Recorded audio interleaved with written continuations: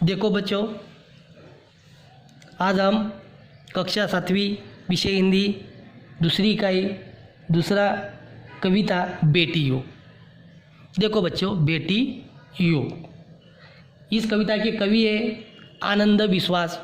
इनका जन्म जुलाई 1949 में शिकोहाबाद उत्तर प्रदेश में हुआ है। इन्होंने मिटने वाली रात नहीं पर कटी पाकी देवम गर्मा गर्म थपेड़े लूल के बहादुर बेटी, ये उनके कविता संग्रह है।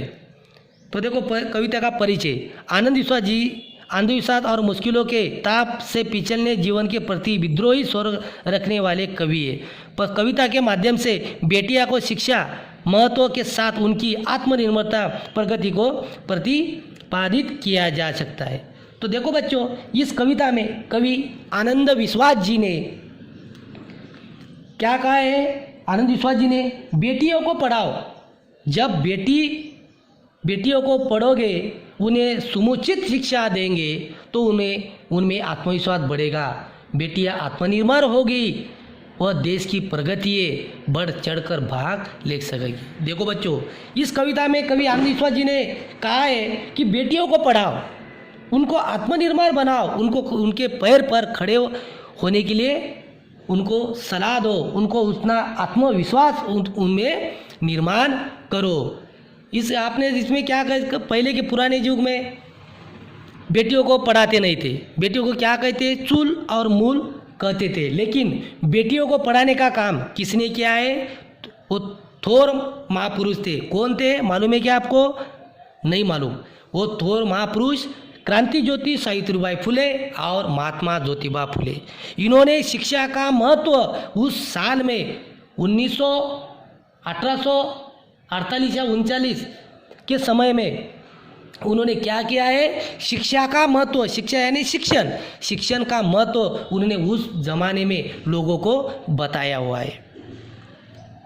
उस समय में बच्चों को पढ़ना नहीं जमता था, बच्चों को पढ़ाते थे। बच्चों को पढ़ाना क्या बोलते थे लोग? बच्चों क्या चूल्हा और मूल, यानी उनको क्या बड़ी हुई शादी बनाने का और बच्चे संभालना, घर में खाना पकाने का, इतना ही काम है, ऐसी लोगों की सोच थी। लेकिन महात्मा फुले यानी कांतिबाई फुले, इन्होंने वो लोगों की सोच बदल दी है। सावित्रीबाई फुले ने, महात्मा ज्योतिबा फुले ने 1848 में पुणे यहाँ पर भिड़े इनके वाड़े में एक पाठशाला खुली थी। वो पाठशाला की स्त्री शिक्षिका सावित्रीबाई फुले थी।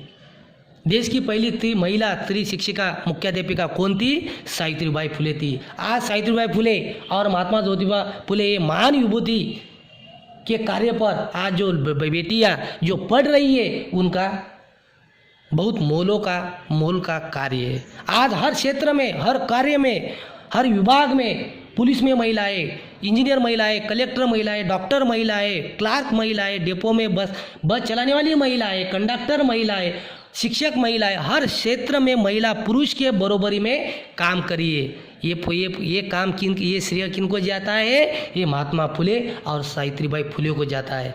तो देखो बच्चों, इस पाठ में इस कविता में कवि आनंद विश्वास जी ने कहा है शिक्षा के बारे में, यानी बारे में जानकारी दी है। लड़कियों को शिक्षा पढ़ाओ, लड़कियों को शिक्षण दो, लड़कियों को ज़्यादा पढ़ाओ, इनके बारे में उन जानकारी इस कविता में दी गई है।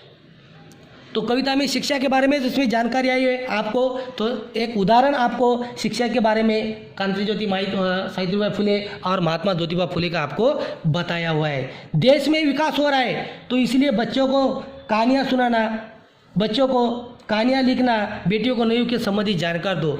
जो बच्चों शिक्षा पढ़ाने के लिए, उसको शिक्षा देने के लिए उनको उत्साह दो, उनको शिक्षा के बारे में जानकारी दो, शिक्षा का महत्व समझाओ, तभी बच्चे अपनी शिक्षा का महत्व समझेंगे और स्कूल पाठशाला में जाकर पढ़ाई अच्छी ढंग से करेंगे। तो देखो बच्चों, इस कविता में जो शिक्षा के बारे में कवि आनंद विश्वास जी ने जानकारी दी गई है। तो बच्चों, आज मैं आपको ये जो बेटी युग कविता के बारे में आनंद विश्वास जी का जो कहा है, इसमें कविता का परिचय आपको करवा दिया है। और कविता किस आधार पर है, बेटी युग क्यों नाम कविता का दिया है, ये शिक्षा के बारे में इस कविता में जानकारी आई हुई है, तो इसकी जानकारी आपको बता दी है। तो बच्चों इस कविता का तुम गायन करो, वाचन करो और अपने हिंदी के स्वाध्याय गृहपाठ वही पर इस कविता का लेखन करो। अगला भाग अगले तक में। नमस्ते।